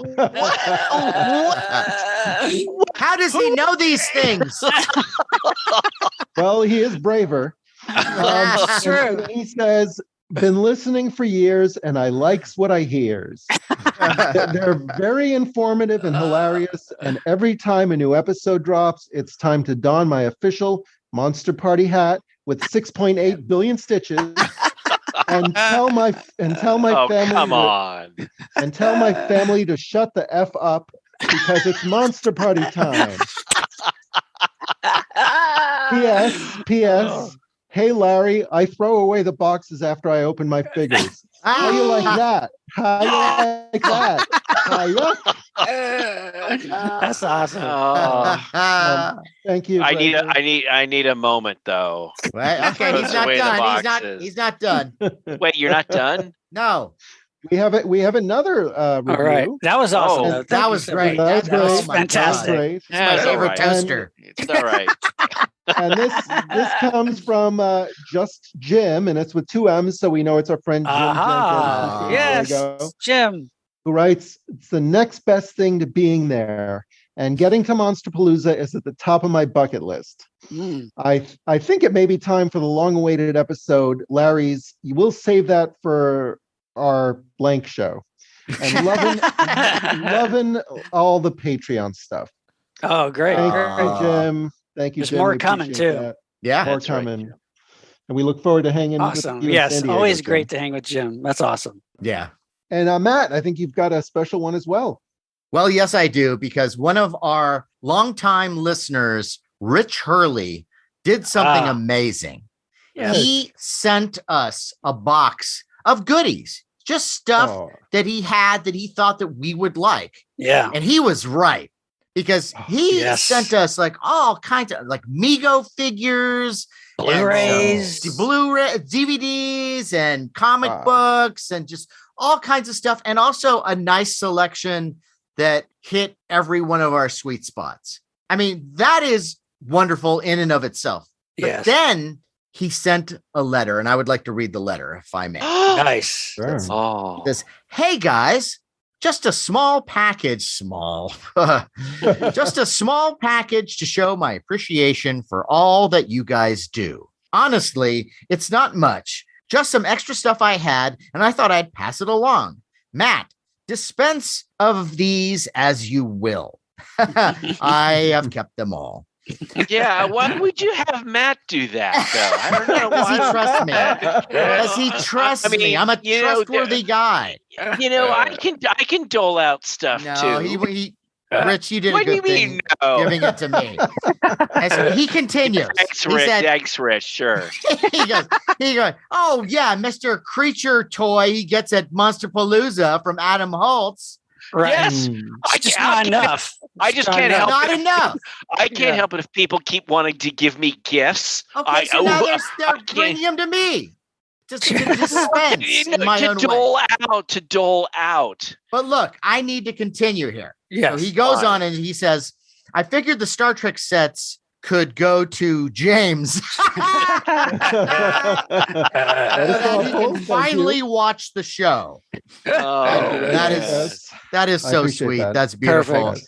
It says, tell Larry, I'm sorry, everything is not mint in box. Well, you know. I hope there's some things here that Sean doesn't already have. I've been a long-time listener and fan ever since I heard Matt on Dana Gould. I've been listening to you guys from the start, although I only know you guys from social media and voices on a podcast or radio, as Larry believes.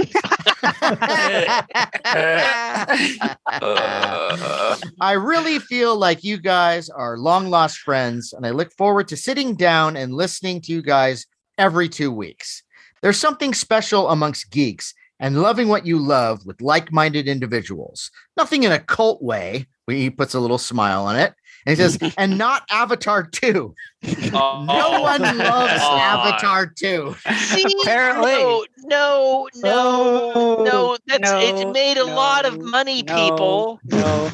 All those regular Joes got fooled. Oh, no. That's what happened. Well, all the gullible Joes. Thanks for the kiss, buddy. Thank you. And then I appreciate he goes on. He's not done yet.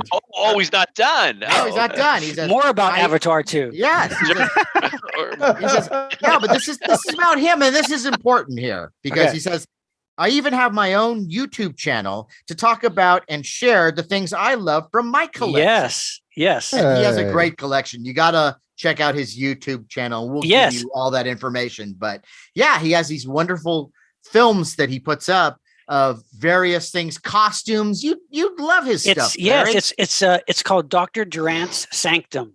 That's right. And it's awesome. He talks about all kind of toys and masks, movies, and he loves all the stuff we do. It's great. Well, I like toys and masks. Well, there you go. Good. Then there you go. See? And now you're no longer mad at him, the guy that gave you all the stuff. No. It happened to show up at my door. Okay. That's right. So now he finishes up here. He says, monster kids are a special class of their own. And in my book, you guys are at the top of that class. Oh, wow. Nice. And then he signs out, stay cool, stay kind, walk in beauty, Rich Hurley, aka Dr. Durant. And he drew a little picture. Nice. Of Dr. Durant. This was another thing that was really cool. When he sent the box, he drew pictures of the Mad Monster Party characters. And I will put this up. I will. Nice. That's awesome. I'll put this up on Facebook and other social media. But what a guy, right? Yeah. Oh my gosh. Totally. He really is a true kindred spirit too. He's into all the same stuff as we are. And what a sweetheart. I'm telling you, this box was pretty impressive. And listeners, look, I'm on the fence about this kind of stuff because we all love presents. Larry especially does. I do love presents. We're not going to lie. Presents. He gets Larry presents. loves presents. I do. We love presents, and we're not saying that you need to send us presents. We're not saying you have to or that we're expecting it. But when we get them, we're children. We're going to celebrate. We love them. We love anything that you send, as long as it's not weird or, like if it's genre related and even stuff. I've been sent stuff that it might not even be right up my alley, but the fact that someone took some time and shared something, that's beautiful. And so it is not expected of you, but it's always appreciated. Yes, indeed.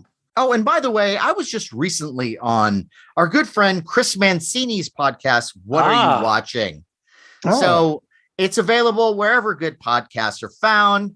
Check it out. We talk about all sorts of things, Star Trek and Star Wars and, The Mandalorian and, the usual suspects. Yeah. So it's a good time. Chris is always knowledgeable and personable and funny, and he's got a great show. So check it out if you can.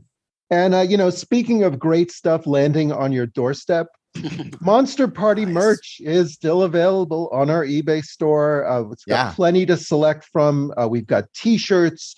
We've got the legendary cap. We've got the shot glass, as Leroy Charlotte purchased. We've still got the PPE masks. They're so much fun. Now just play with it. Just fill it with mashed potatoes and swing it around. Just to celebrate something. You could use it as a little action figure hammock. Yes. No, that one is. That's perfect. That's cool. Good idea. Especially if the action figure is of a Monster Party fan. That's right. So you can check out our eBay store on eBay, which is called Monster Party Store, easy to remember. And if you happen to be a Patreon member and you buy merch from our eBay store, we will throw in free surprise goodies, courtesy of Jason Lindsay and Biff Bang Pow Toys and creature creator extraordinaire Ted Haynes. That's right. All of it is quality stuff too. And who knows? Sometimes I like to just throw in something from my collection in there. So that's right. Lots of surprises if you do this whole Patreon thing. What's this Patreon thing about anyway? I hear about it every 2 weeks and then boom, it just vanishes. What so many episodes and he still just don't remember. Just lose it. I guess. Well, in the mid-'70s, Patreon was a prog rock band that never really got any traction. Right. But then I guess what happened is that they went underground and then resurfaced as this wonderful platform that if you join Patreon and become a Monster Party patron, you'll have access to all this bonus Monster Party material. And we're talking these special audio episodes, our shows like Monster Party Masterpieces and James's Toy Time and Larry's Toy Time and Sean's Toy Time and lots of time. I'm going to have a toy time someday. Me too. But mine's coming. every day for me is toy time. But, That's right. That's right. Yeah. But yeah, we have all these things. We have story collections put together by my stepfather-in-law, John Bordeaux. We have our Monster Party Japan trip that Larry was talking about. That's right. Monster Party Memories. Yes, that's right. I mean, so much stuff now. We really have a wonderful backlog of all this material. So it's never been a better time to join Patreon. Well, it sounds fantastic, but I gotta say, I'm saving up for the next generation Blu-ray set. So I don't know if I can. Well, James, for the price of a bootleg Geordie LaForge visor, you can become a Patreon member for only $5 a month. What? That's crazy.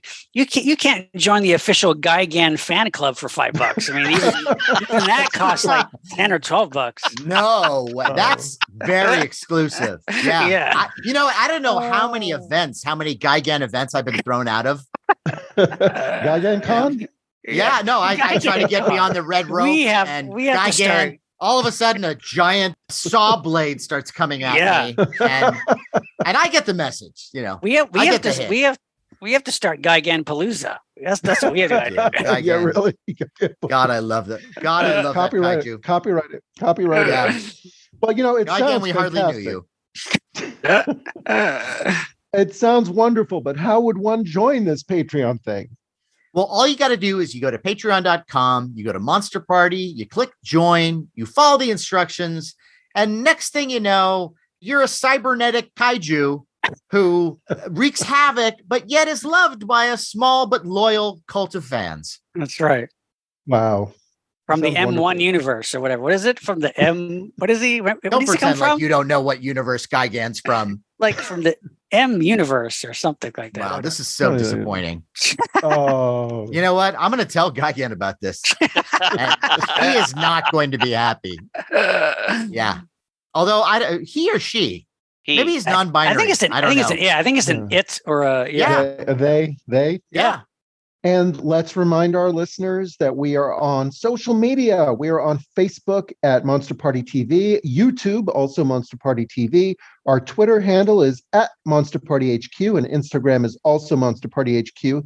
And hey, we just read a couple of wonderful reviews. So if you reach out and tell us your thoughts, we'd love to read those on the air as well. So please do that. And not only will we read them on the air, but we'll read them on our 500th episode. So keep listening. On that note, I am Matt Weinhold. I'm Shawn Sheridan. I'm Larry Strothe. And I'm James Gonis. Keep America strong. And keep listening to Monster Party. Because we're not going anywhere.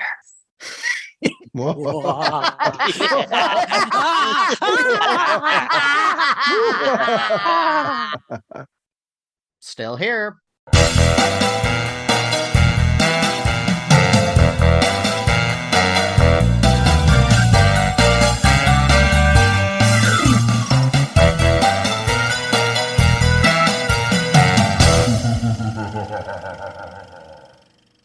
You guys don't think this is my room, do you? Do you guys think of course we're it's in my your room. You guys think we're in my room? Is that what you think? I know a corner of it. Just a corner of it. No, these spooky dolls are my daughter's spooky dolls. So It's cool. Ah, It's collection. okay. I'm in my daughter's room tonight, Cool. and It's weird. I kicked her out. So I asked, and she's all fine, Dad. So You have to leave So the she's doll out. room. I'm your Yeah. father, and I say, get out of the doll room. yes, exactly. Boy, this is going to be great. Larry, want your spirit? Larry. They're all laughing See, behind your back. You know that. It's weird. Is everybody's? I have my audio like up all the way, and you sound. Everybody sounds okay, but it's just kind of like everything seems lower than normal. Is that okay? Perhaps it's our energy. Oh my God. Oh, it's so late. It's so late. And guys, are we getting too old?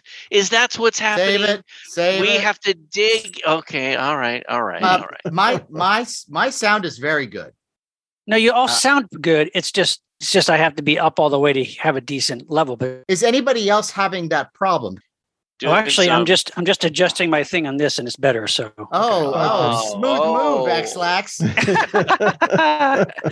That's great. Someone just figured out how to work the fucking internet. You're too loud now. Quiet down.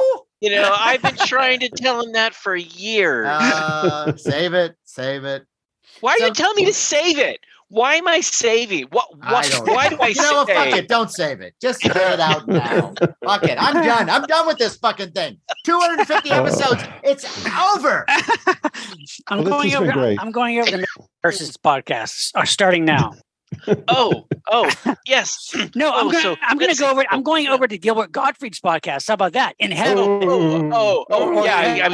Yeah. He's dead, Sean. Yeah, good going. Is this a cry for help, Sean? No. You know what it is? It's like, let's go over to the Rondo winner. Hey, how many episodes does he have? He's got 2 less than we do. And you know what? Who's the winner now? And you know what? He's dead, so he loses. No, Mick Garris. Mick Garris is still alive. No, Mick Garris is dead too. Mick Garris is dead to me. You mean for some reason, Larry needs to shit on the fact that somebody won something. Yeah, I know. And hey, I'm fine with it. No, he's fine. No, it's fine. Yeah, it's totally fine.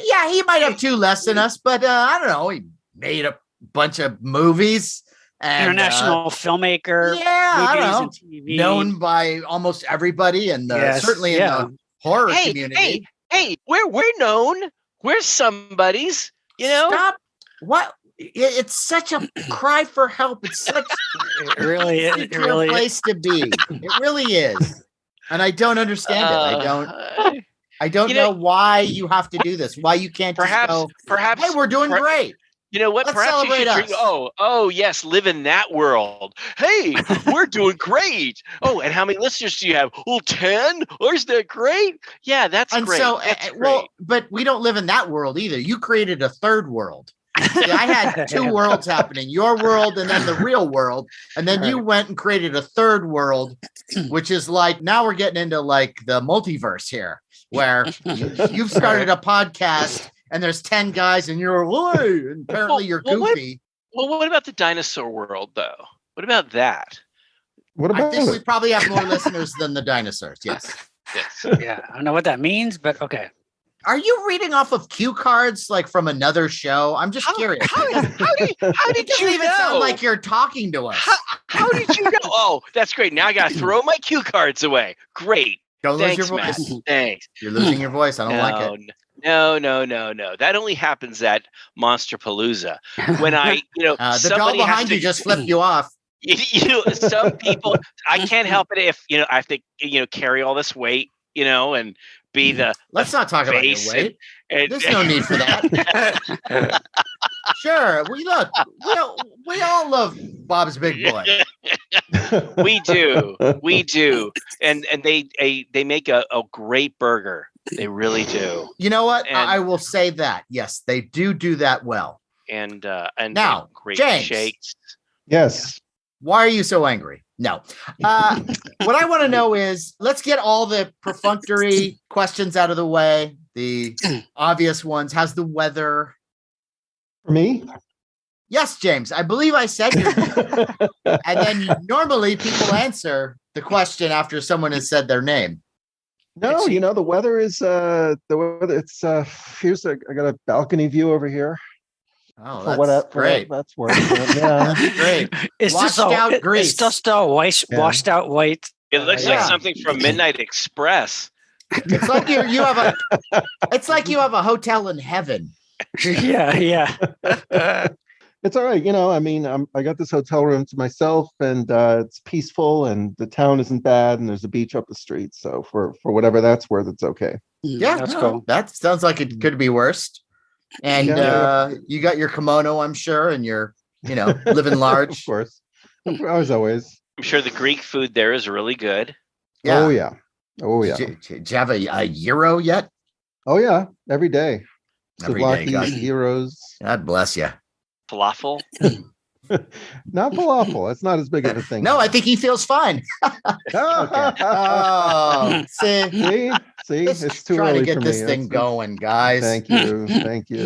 It's the thing that I have never liked, and it's for some reason because I love gyros, and you get a good gyro. My God, there's nothing more savory and delicious. There was a time where I got drunk and threw up on falafels, so I'm kind of a little on the fence on those. But I love falafels. Yeah, they're great, and I've had some time to kind of get over it. Mm-hmm. So I'm all right there. I don't understand the grape leaves. It's like grape leaves and rice, right? Oh, I love those things. Yeah, it's those are rice, yummy. Rice with usually ground beef. I like. I mean, I'm not like. I want to say I'm crazy about them, but I do enjoy them. What are those, James? What do they call that? They're called domadas. Doma. Dolma. DOLMA. And they have a lot of dill in them usually. Yeah, I'm not a big dill guy either, so maybe you don't like dill. You don't like dill. I like dill pickles. Well, you like Dilbert. Not, I love Dilbert. Oh man, he's the most hilarious cartoon racist out there. I'm done with Dilbert. I didn't think Dilbert done. For the record, listeners, we're down on Dilbert. Well, I never thought that was funny. He was funny. No, nobody did. I never, to me, it was always like a waste of space. Yeah, I never, it's like great. It's for the three people who, how many cubicle jokes can you laugh at? Right. Then you're laughed out. Well, in fairness, it seemed like every time I've read newspaper comics for the last 15 years, 90% of them are a waste of space. None of them are really that interesting anymore. Dilbert hangs out with Kathy now, I think. Kathy, I had respect for Kathy. I got to admit, Oh, a little sweet on Kathy. Okay. There was some cleverness in Kathy. I saved a couple of those. Yeah. You wait. Whoa. Yeah. You saved them. I saved them. There was there was one Kathy that I really appreciated. Wow. Boy, you know what? We are post that on Facebook. Yes, dude. We are one badass podcast. We are. And if we did some sort of, like a mugshot type photo of each of us and it had a little caption, I think yours should be I Save Kathy Comics. Most likely to save a Kathy comic. Right, exactly. Right. So Matt, you never did that? Cut out a comic out of the newspaper back in the day? Or the Far Side, Yeah. Far Side was Silly Putty. Use those on the do that, and stretch them. I like to stretch. Cool. I like to make Kathy thin. Yeah. You know what they that's what she wants. The problem though, Sean, if you kept doing that with your silly putty, the ink after a while, would make your silly putty all gross and wouldn't have that nice fleshy look. Pretty quickly actually it does that. Yeah, I know. Yeah. So I had issues with that. It's true. If only you could wash your silly putty somehow. It's true. Silly putty was an odd toy. I was fascinated by it, but the playtime was what? 10 minutes? Yeah. 5 minutes. Yeah. To me, it was a precursor to green slime. That was the cooler version of silly putty in a way. Because it was cooler, it was messier and it was gooier, but it was grosser. It was great. Yeah, it was kind of silly putty. Kind of was like the tame early version of that. I'd like to go off on a tangent on this, but I realize it's so good for the show. Matt, should we get to the show? We can do that.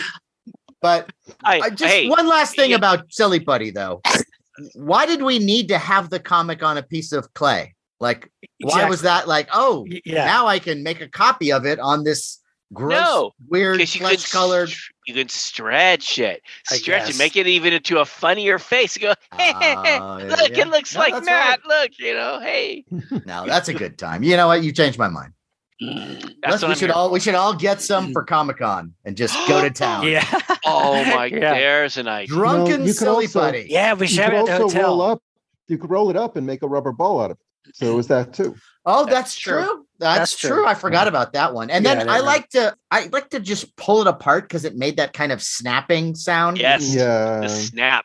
You didn't get that with Play-Doh. Right. Oh, don't get me started about Play-Doh. And Larry, I think we have a special one as well. I'm sorry. I'm Matt. I'm the other guy. I'm the quiet one. It's early. James, Matt, James. Up here, yeah. Right.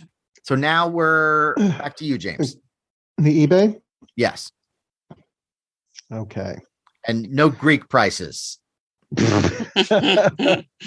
Only 8 drachmas. Okay. You should say that when you're doing it. And as promised, here we are at Monsterpalooza 2023. It's Sunday, and we're listening to James Gonis try to deny that he hates science fiction, with special appearance by Jim Moore. So, James, it's come to my attention that you don't really like science fiction. Well, I've been thinking about it, and you just don't like science fiction because you earlier in a conversation said that Star Trek was boring. You don't like any other Star Trek show. The only science fiction you seem to like is an animal that's larger than it's normally supposed to be. Sharks, dinosaurs. And so what is it about the idea of what if that scares you so or just doesn't attract your interest? Wow. I think you're pigeonholing me. I don't think I am. Into an anti-sci-fi. I've been awake for 3 minutes, and so I woke up irritated because all of a sudden in the middle of the night I went, James doesn't like science fiction. You know, I feel unduly branded right now, and I need to look. I need to answer this. You stay out of it. I am. Because Now I want you in it. No. I want to hear this answer. you are forgetting that I do love Planet of the Apes. I love the franchise. Okay, Really? yes. I'm a big fan of The Twilight Zone. Okay, which is a lot of fantasy. Yes. What of the science fiction ones do you I have like? followed just about every incarnation of Star Wars. Not Star Wars. not to the- Hard science fiction. The hard science fiction of Star Wars. What if I'm a not gonna get- spaceship flew around in space like it was I'm not going to get bogged down into those types jet of fighter. semantics, Matt. Okay, and so as long as it's silly and someone is swinging from a line or, you like know. mythical. More Yeah, like, right. They got swords that are made of light. Blade Runner, huge fan of Blade Runner. Wait, they're Blade lightsabers Runner. Oh, that's in one. Blade Runner? Actually, yeah, but actually, Well, I don't remember lightsabers. They in were Blade made into umbrellas.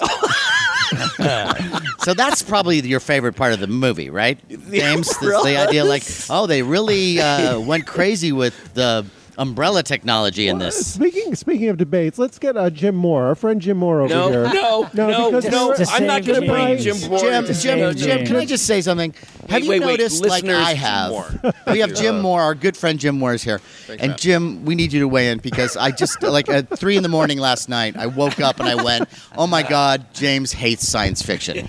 Because he likes 3 Crisis. movies. The only reason I think you like Blade Runner is that, you know, you're like, oh, look, the woman is wearing a robe that's made out of cellophane. Or Look, you know, and just Scales. and he doesn't like Blade, just the a little second Blade backstory. Runner. He doesn't like the second and he Blade doesn't like Runner. the second Hated it. Blade Runner. Little Yeah. backstory. Blade Runner either, but it's not because I don't like science fiction. I just don't like the pace of that movie. That's okay. Because you what- have a who track asked record. you this? I like that film. Call me clown, please call me No, clown. he doesn't. No, he doesn't no. look. You don't have to. You don't have to like all of science fiction, but you have to like a good amount of it. And so James we've got likes- 1.5 films so far. Alien. Alien. You're a Okay. fan of Aliens. Planet of the Apes series, are you Thank not? you. Of Which course, you mentioned, yes, right? Yeah. Absolutely. Well, All of that it. kind of throws you it like over all the of it. top. And I'm not Tim talking about the Burton. reboot. not the Tim Burton. No reboots of any kind. No reboot. No, the classic, the 5 movies, the TV series. Okay, so Yeah. we got Planet of the Apes.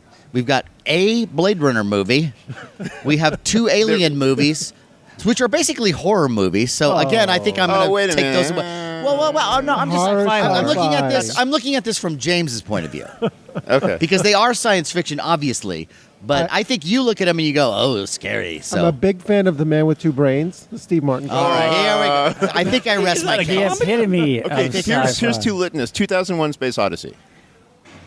Nope. Okay, moving on. You hesitated? I'm not, in general, I'm not a Kubrick fan. I have to. No. First of all, this is another thing. Can I just what say he something? did to The Shining, is that it? He's not a Kubrick pace, fan. One of the pace. greatest directors ever. Paths of Glory. Paths of Glory, a brilliant movie. And look, for listeners, that's not a science fiction, fantasy, horror film, but it's like, how can you say, look at 2001, don't look at it as a Kubrick movie, just look at it as, it's like a fever dream. It's like, where is this? It's beautiful. You can't help but admire it. I just can't really connect to it. What else? What else we got? It's very distant. It's not that kind of movie. It's Yeah, not right. even really. Thank It's you. not a regular movie. No, at all. no, You have to go no. into it with a totally different It's almost mindset. experimental. Maybe you need to do Almost something. like you're living it. Maybe you need to do something like Sean, have a little reefer, and then maybe it'll be Okay. like. The the other one would solution to be, everything. do you like Andromeda Strain? Yeah. What do you mean? Yeah.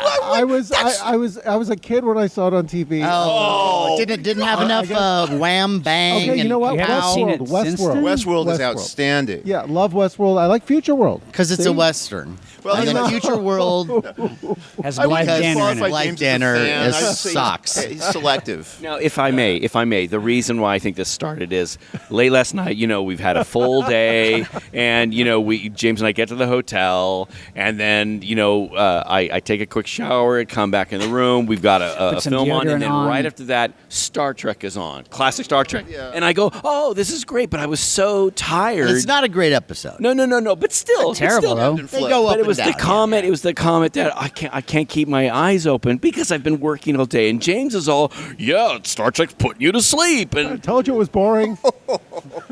that's kind of where we are. All right, no, okay. that ain't it though. He's seen the show probably 1,000 times. No, He has not. No. He refuses to watch it don't because it refuse. might be interesting. No, I just don't. No, I'm talking about Larry.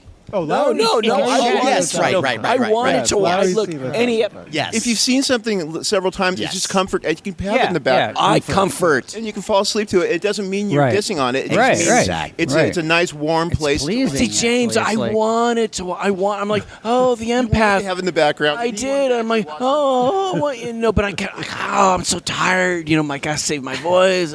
I had to go to sleep, and I would have loved to have had it on. Well, yeah, I think you should have let him have it on and maybe read a book or I mean, a just science honestly. fiction book, maybe? Yeah. This is boring. This is stupid. Nobody would do this in the future. Should we the novelization of Working Girl? Oh, I like Soylent Green. And look, I like Working Girl, so let's not knock that. Okay, so anyway, we got almost 10 films, maybe. The more I'm going to be up at 3 a.m. saying, "Oh, I should have said this movie." I should have Oh, said I that know. movie." That's The reason I asked Jim to come into this because we were standing outside before the doors opened, and we were talking about Peter Hyams, that we were trying to get him on the show. And Jim mentioned a movie that he had a difference of opinion from Matt. Oh, well, I was listening to a whole bunch of your guys' shows recently because Sure. there was none of my normal ones were posting new things that I cared about, so I just kind of let Stitcher go on Monster Party. It just goes from one to the next. Right, And right, it was right. an older show, and it was about turkeys and it was a turkey Turkey show. shoot. Like Turkey Turkey shoot, Shoot. yeah. Yeah, like. Yeah. And you mentioned The Relic. Now, I understand The Relic is not a great movie, but it's a fun movie and it's a good movie. All right, now I'm going to pull down my closed shade. I don't understand the hate no, to that. I have to go with Jim here. It's not a great Two closed movie. shades. Not a great movie, See, now but you're being. it's a monster running around in a museum. The rules killing aren't people. fair. Oh, it's Yeah, it's a it's lot not of great, fun. but it's a- the monster's unique. It's a monster's monster running around a museum. Ooh, he might knock it is. something No. over. As opposed to a monster running around, as opposed to a monster running around in a spaceship. What's What's the difference? It's an enclosed. One is enclosed life or area. death. The other one is, oh my God, the insurance is going to go up. And that's a scary thing. That is a very It is. No, you're right. true horror. Larry's right. Larry's right. What's his name? The lead guy who just passed away. He's good in it. Tom. Is it Tom? Tom Sizemore? Tom Sizemore. Yeah. In a lead. He's fun in it. You know what? I'll give you that. I do. Yeah, I do he's really love. good in it. I like Tom Sizemore in And they almost don't- anything. Yeah, and they don't force a romantic relationship. right, on- they don't. No, that's good. Yeah, the And, characters are pretty nicely James drawn. Whitmore's in it. You know. Yeah. It's probably Nice, his nice, last movie. nice His last callback to movie. them. Yeah, and he it's gets like killed just like he does in them. Yeah, And you know what, exactly. Jim? I'm going to revisit it. Okay, How about so that? this Isn't that is fair? not- Is the shade halfway? up? Halfway up. I'm Okay. peeking. Okay. It's I'm not- peeking it's- at you It's not through. wonderful. It's not groundbreaking, but it's fun. Yeah,